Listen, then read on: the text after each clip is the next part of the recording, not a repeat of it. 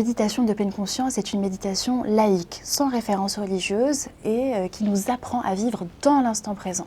Elle a été créée par un médecin américain, par Jon Kabat-Zinn, et initialement, en fait, il l'a utilisée pour soulager le stress et soulager les douleurs chroniques.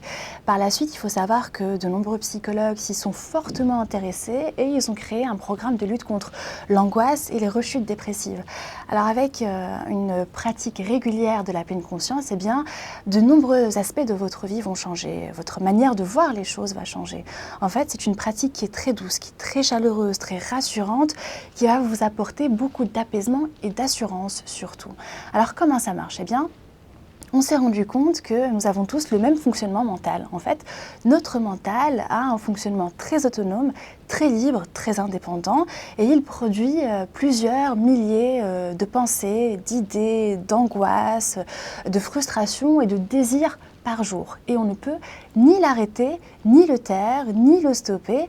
Et en fait, il nous arrive à nous tous d'être à un certain moment en train de lire, de travailler, de conduire. Et là, subitement, on est emporté par un flux de pensées et on est submergé par les émotions qui y sont associées. Alors, schématiquement, comment ça se passe? Eh bien, la plupart du temps, on navigue entre le passé et le futur. Soit on rumine le passé et on repense à tous les comportements qu'on n'aurait pas dû avoir et à toutes nos erreurs, soit on se projette dans le futur et on pense à tout ce qui pourrait nous arriver de terrible dans la vie. Eh bien, comme les pensées fonctionnent par prolifération, une pensée va en entraîner une autre, qui va en entraîner une autre, et c'est exactement la même chose qui va se passer avec les réactions physiques et émotionnelles qui y sont associées. Donc, ce qui au départ pouvait être un simple questionnement intérieur ou une petite inquiétude va se transformer en un stress énorme et une angoisse très forte. Eh bien, en fait, avec la méditation de pleine conscience, vous allez apprendre à vous distancier de cette angoisse. On a tendance à croire que nos pensées sont nous, que les pensées sont la réalité, alors que ce n'est absolument pas le cas, ce n'est qu'une activité du mental. De manière très imagée, imaginez un fleuve, le fleuve de vos pensées. Eh bien, vous avez la possibilité, vous avez le choix de ne pas plonger dans le fleuve et ne pas vous laisser emporter par le flux de vos pensées. Vous pouvez, si vous le décidez, vous asseoir sur la rive, sur le bord et observer le flux des pensées qui s'écoulent, observer l'apparition de la pensée, puis la disparition de la pensée et mieux comprendre de quelle manière vous raisonnez et mieux comprendre comment vos inquiétudes surgissent et disparaissent également. Ce n'est en fait qu'un phénomène transitoire, d'où l'aspect très rassurant de la pleine conscience. Ça peut ne pas aller tout de suite là maintenant, mais par la suite, tout peut changer. Votre présence se renouvelle en permanence.